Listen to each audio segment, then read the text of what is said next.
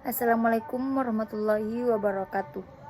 Perkenalkan, nama saya Nur Fadilah, NIM 90301228083, kelas Ilmu Ekonomi C. Baik, langsung saja saya akan menjawab pertanyaan dari kelompok 1. Soal pertama, bagaimana cara mengimplementasikan prinsip perpajakan Islam dengan praktik perpajakan modern di negara yang beragam secara ekonomi dan keagamaan, tanpa mengorbankan keadilan sosial dan prinsip syariah. Memerlukan pendekatan yang hati-hati, inklusif, dan adaptif. Berikut adalah beberapa langkah-langkah yang dapat diambil. Yang pertama, pemahaman prinsip-prinsip perpajakan Islam. Yang pertama, keadilan sosial atau adil. Yang kedua, transparansi dan akuntabilitas. Yang ketiga, non-penindasan atau tatharuf. Yang keempat, zakat sebagai instrumen ekonomi. Yang kedua, menyesuaikan sistem perpajakan modern dengan prinsip Islam. Yang pertama itu pengelolaan pajak berbasis kemampuan bayar, yang kedua mendukung sistem retribusi kekayaan, dan yang ketiga pendidikan tentang zakat dan pajak. Adapun yang ketiga, kolaborasi antar pemerintah dan institusi keagamaan. Ada dua. Yang pertama itu penyusunan kebijakan bersama, dan yang kedua pelibatan lembaga zakat dalam pengelolaan pajak. Baik, saya akan melanjutkan soal kedua. Apa sanksi orang yang tidak bayar pajak? Sanksi bagi orang yang tidak bayar pajak di Indonesia diatur dalam Undang-Undang Perpajakan dan dapat bervariasi tergantung pada jenis pelanggaran yang dilakukan. Yang pertama, sanksi administratif atau denda.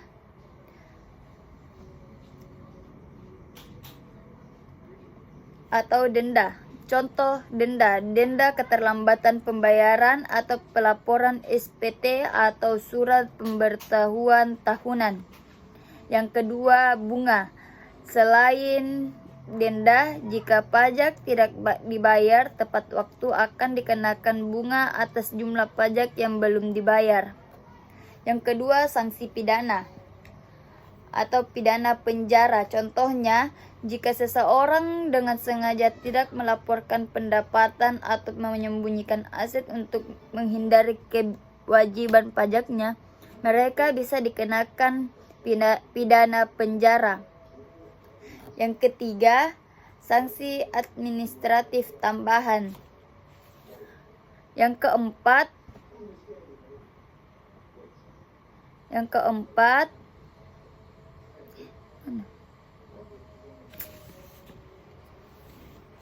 soal ketiga.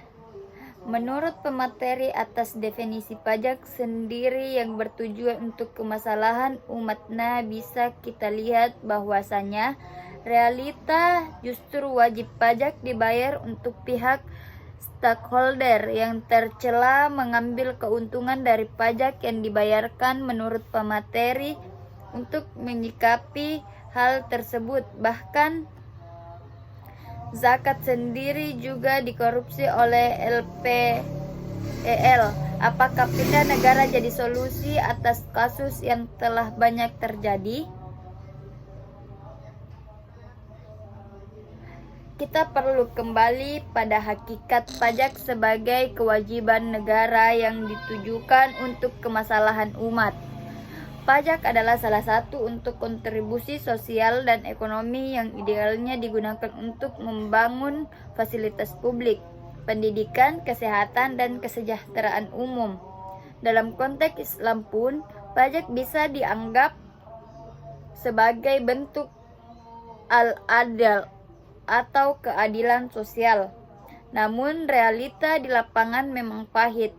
Pajak yang seharusnya menjadi alat keadilan sosial justru dimanfaatkan oleh oknum stakeholder yang tidak bertanggung jawab karena lemahnya sistem hukum dan pengawasan, bahkan yang lebih menyedihkan, dana zakat yang sifatnya lebih sakral pun bisa diselewengkan seperti yang terjadi pada kasus LPEL yang kamu sebut. Apakah pindah negara jadi solusi? Jawabannya, jika alasan mencari perlindungan, pendidikan atau kesempatan hidup lebih baik,